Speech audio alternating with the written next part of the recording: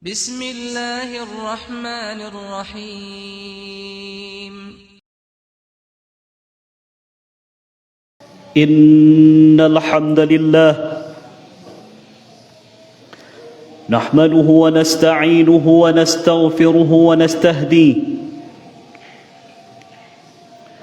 ونعوذ بالله من شرور أنفسنا ومن سيئات أعمالنا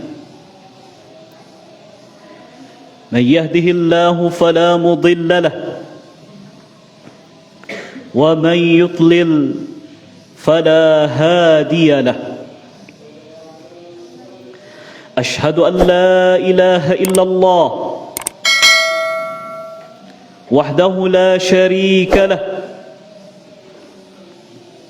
وأشهد أن سيدنا ونبينا وحبيبنا ومولانا محمد وعلى آله وأصحابه ومن تبعهم بإحسان إلى يوم الدين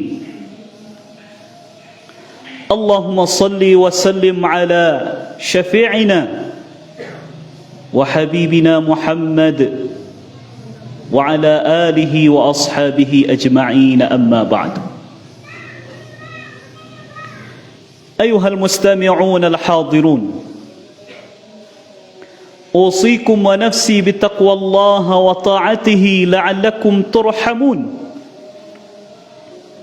كما قال الله تعالى في القرآن الكريم وهو أصدق القائلين أعوذ بالله من الشيطان الرجيم بسم الله الرحمن الرحيم يا أيها الذين آمنوا اتقوا الله حق تقاته ولا تموتن إلا وأنتم مسلمون وقال رسول الله صلى الله عليه وسلم اتق الله حيثما كنت وأتبع السيئة الحسنة تمحها وخالق الناس بخلق حسن.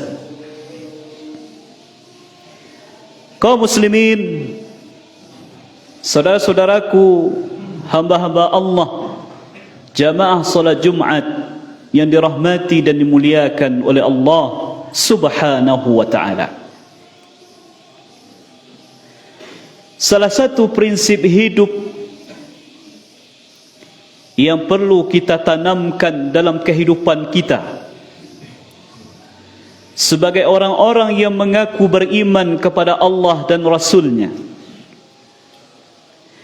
yaitu jangan pernah kita menganggap remeh nilai sebuah kebaikan dan jangan pernah pula menganggap enteng sebuah dosa.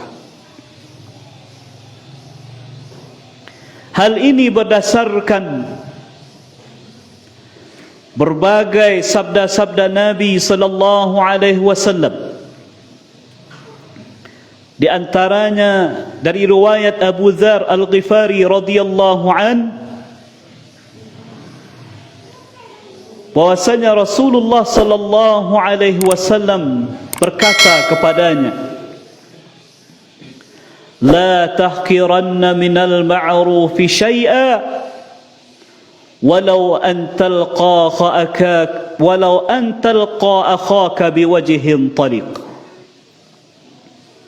Janganlah engkau menganggap remeh nilai sebuah kebaikan walaupun sekedar menampakkan wajah yang berseri-seri, menampakkan wajah yang dipenuhi dengan senyuman ketika engkau bertemu dengan saudaramu. Banyak orang yang menganggap sebuah senyuman yang dia berikan kepada orang lain ketika bertemu dengannya sebuah amalan yang biasa-biasa saja. Tetapi bisa jadi kaum muslimin, ketika ada orang bertemu dengan kita membawa berbagai persoalan dari rumahnya masing-masing, kemudian dia keluar ke rumahnya, bertemu dengan kita, kita sapa dia dengan kalimat yang ramah, kita tunjukkan senyuman, kita ulurkan tangan, kita jabat tangannya dengan salaman yang erat. Bisa jadi dengan senyuman yang dinampakkan, kalimat ramah yang dikeluarkan, kemudian jabatan tangan yang erat yang kita lakukan, bisa jadi menjadi salah satu solusi dari permasalahan hidup yang selama ini dia hadapi. Di dalam hadis yang lain, Rasulullah sallallahu alaihi wasallam bersabda, "Ittaqun nara walau bishiqqin tamrah, fa in lam tajidu fa bi kalimatin thayyibah." Takutlah kamu atau jagalah dirimu dari api neraka, walaupun dengan berinfak, bersedekah yang nilainya setengah biji kurma. Maka apabila kamu tidak mendapatkannya, maka hendaklah kamu mengucapkan kata-kata yang baik. Sebuah amalan sederhana, kita beli 1 kilo kurma, kemudian kita ambil 1 biji, kita potong menjadi 2, yang setengahnya kita makan, setengahnya lagi kita berikan ke orang lain. Kita tidak berbicara tentang setengah biji kurmanya kaum muslimin, tetapi yang dimaksud oleh Nabi adalah kalau seandainya kemampuan bersedekah kita, kemampuan berinfak, kemampuan membantu orang lain, nilainya baru senilai itu, walaupun dengan hanya 50 perak yang ada di saku kita satu-satunya saat itu, baru itu kemampuan kita berinfak, bersedekah, maka jangan pernah malu untuk memasukkannya ke kotak infak, dan niatkanlah dia betul-betul karena Allah, karena tidak ada yang kecil di mata Allah kalau orang yang melakukannya ikhlas, dan tidak ada yang besar di mata Allah kalau orang yang melakukannya tidak meniatkan karena Allah Subhanahu wa ta'ala. Bahkan Nabi mengatakan kaum muslimin, kalau engkau tidak mendapati, saking miskinnya kita, saking tidak berhartanya, sedikit pun tidak ada harta, uang untuk bersedekah, maka minimal, kata Nabi, ucapkanlah kalimat-kalimat yang baik. Apa itu kalimat yang baik? Setiap kalimat yang keluar dari lisan kita yang dicintai dan diridai oleh Allah Subhanahu wa ta'ala. Apa misalnya? Membaca Al-Quran.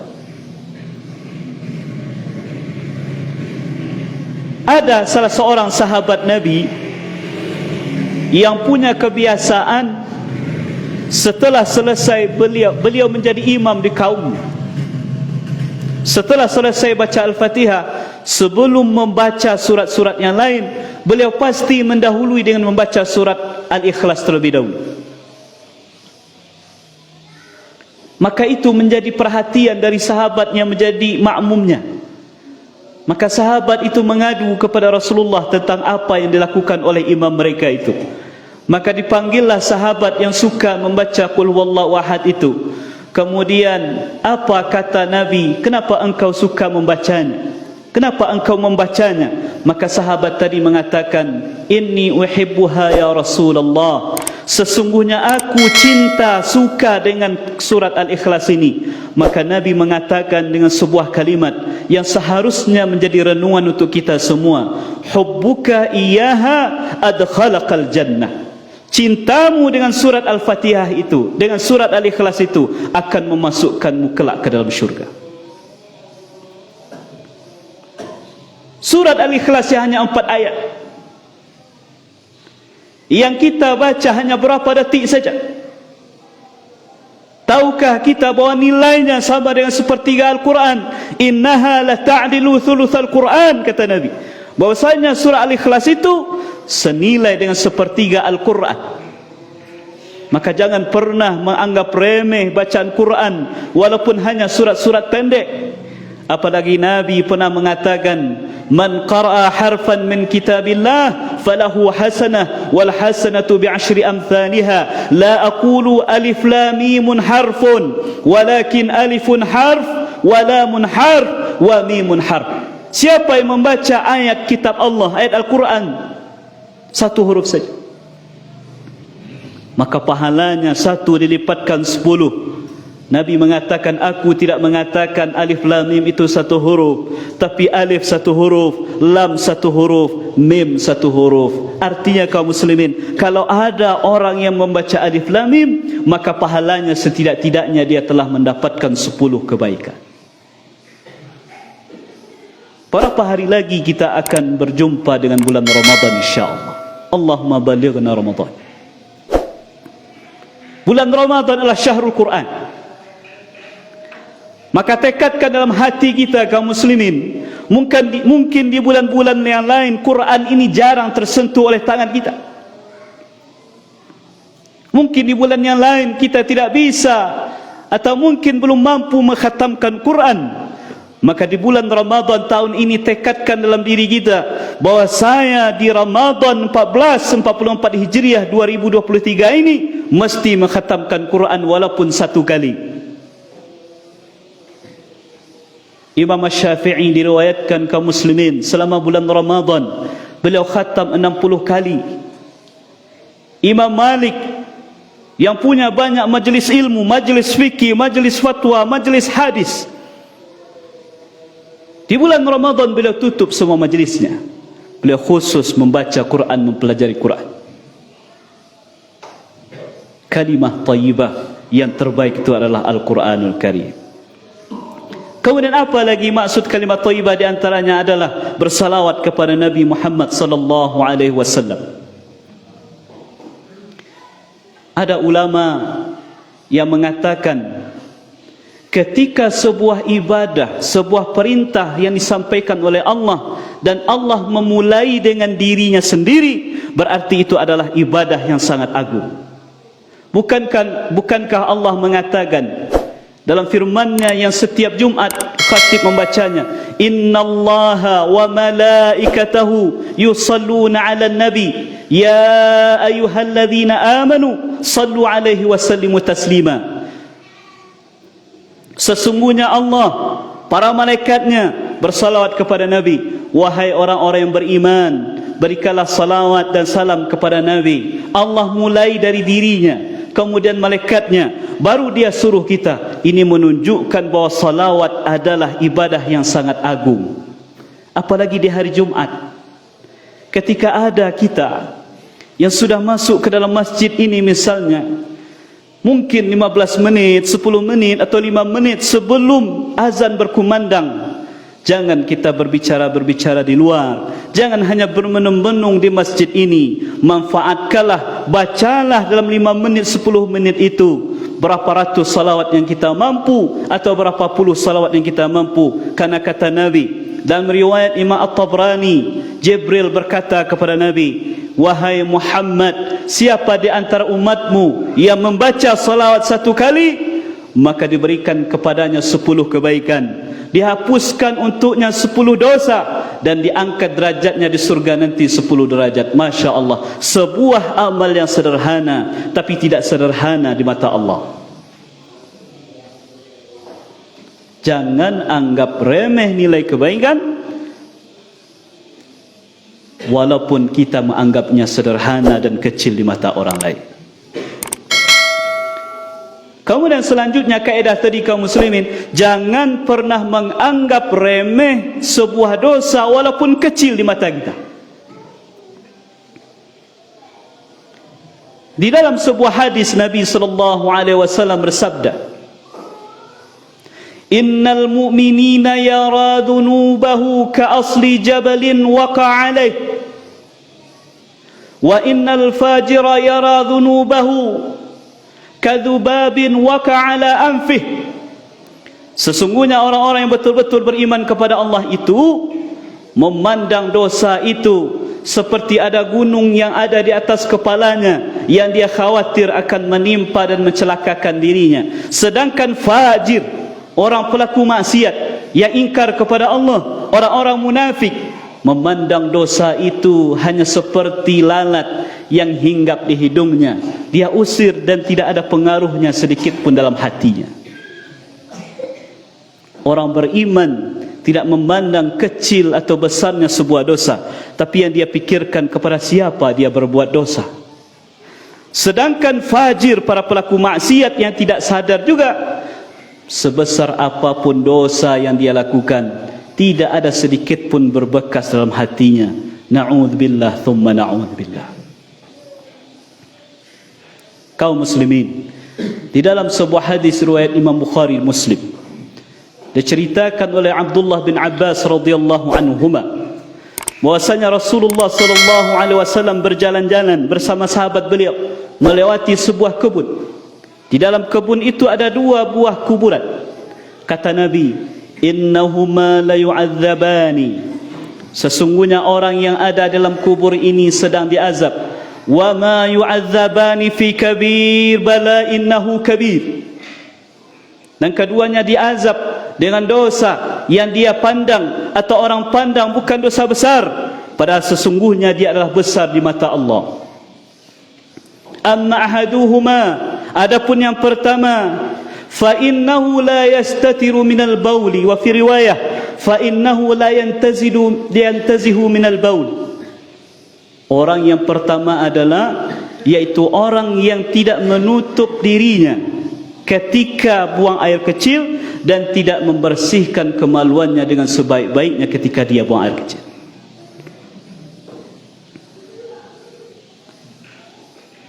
Sebuah hal yang banyak dianggap enteng oleh kebanyakan orang.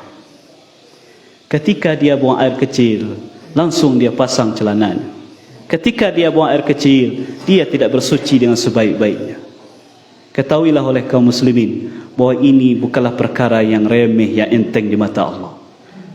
Kemudian mungkin ada yang bertanya, masa hanya gara-gara perkara buang air kecil besar dosanya? Kalau cara pandang kita hanya memandang buang air kecilnya, mungkin seperti itu. Tapi dia punya efek kepada ibadah yang sangat mulia, yaitu ibadah salat. Seseorang yang kencing, tidak dia bersihkan kemaluannya dengan baik, dia pakai celananya, ternyata masih ada yang menetes najis dari kemaluannya tadi, setetes 2 tetes mengenai celananya dia bawa solat, tidak sah solatnya. Dan orang yang tidak sah solatnya seperti orang yang tidak solat, dan orang yang tidak solat adalah pelaku dosa besar di mata Allah. Maka jangan pernah anggap remeh kaum muslim.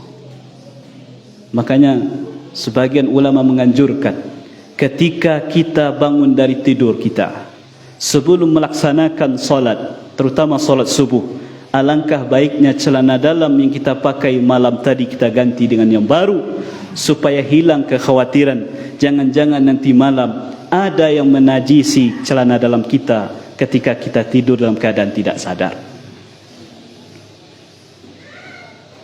Kemudian yang kedua, wa ammal akhar, sedangkan yang kedua, fa innahu yamshi bin namimah, adalah orang yang biasa melakukan namimah, adu domba.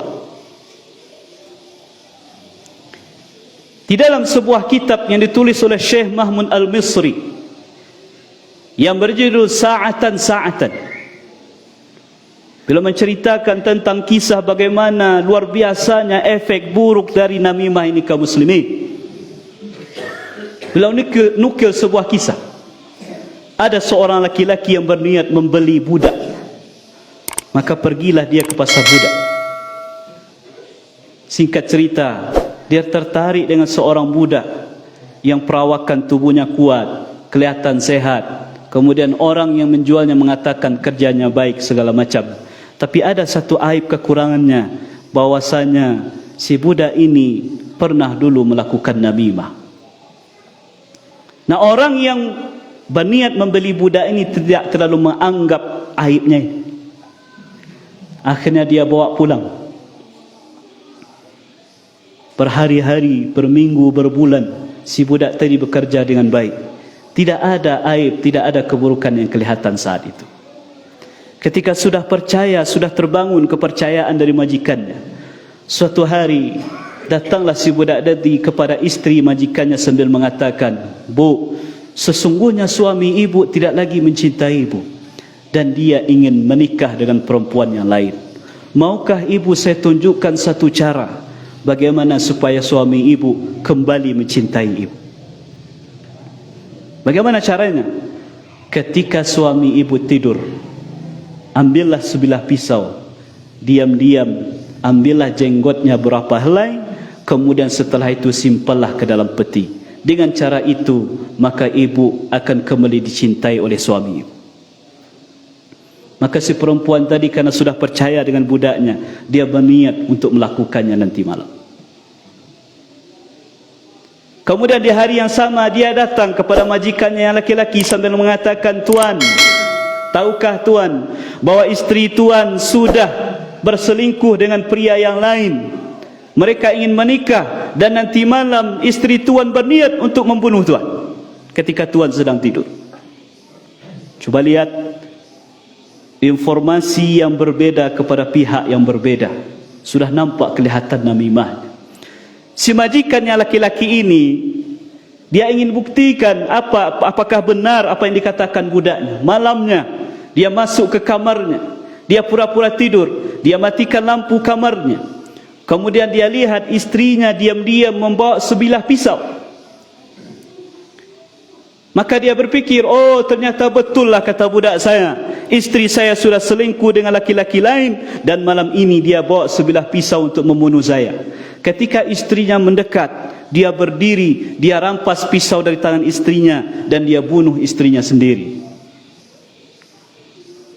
Besok harinya, ketika keluarga si istri mendengar bahwa ada di antara keluarga mereka yang telah dibunuh, maka mereka berkumpul dan akhirnya beramai-ramai membunuh si suami. Ketika kabar terbunuhnya suami ini terdengar di keluarganya dan sukunya, mereka pun berkumpul. Akhirnya terjadilah perang di antara dua suku, disebabkan awalnya si majikan di awal tadi menganggap remeh masalah buruknya namimah atau adu domba. Makanya Islam memberikan etika, mengajarkan etika dan adab ketika kita menerima informasi, terutama informasi-informasi yang tidak jelas atau penilaian-penilaian orang yang kita dengar, orang menilai kita dengan buruk, maka jangan langsung percaya. Dalam surat Al-Hujurat ayat 8 Allah katakan, "Ya ayyuhalladzina amanu in ja'akum fasiqun binaba'in fatabayanu an tusibu qauman bijahalah fatusbihu ala ma fa'altum nadimin." Wahai orang-orang yang beriman, jika datang orang fasik membawa berita kepadamu, jangan langsung engkau percaya. Tabayun dulu, cross check dulu, teliti dulu. Kenapa? Karena khawatirnya nanti engkau akan menimpakan kezaliman, keburukan kepada orang lain yang kelak engkau akan menyesali apa yang engkau kerjakan. Maka jangan terlalu menjadi orang yang terlalu reaktif dengan informasi di sekitar kita. Begitu mudah percaya, begitu mudah mengomentari sesuatu, sehingga yang awalnya kita dengan saudara kita hubungannya baik-baik saja, dengan adanya informasi dari pihak ketiga yang tidak senang melihat kita bersaudara, maka dia adu domba sehingga bertengkarlah, pecahlah persaudaraan antara satu orang muslim dengan muslim yang lain karena tidak teliti dalam menerima berita. Mudah-mudahan di bulan Sya'ban ini, di bulan menjelang bulan Ramadan ini, terjadikan oleh Allah sebagai hamba-hambanya yang tidak pernah menganggap remeh sebuah kebaikan dan juga tidak pernah menganggap enteng sebuah dosa.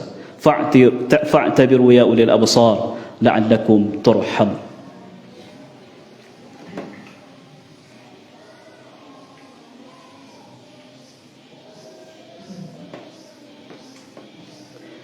Alhamdulillah, wassalatu wassalamu ala rasulillah wa ala alihi wa ashabihi wa mawalah.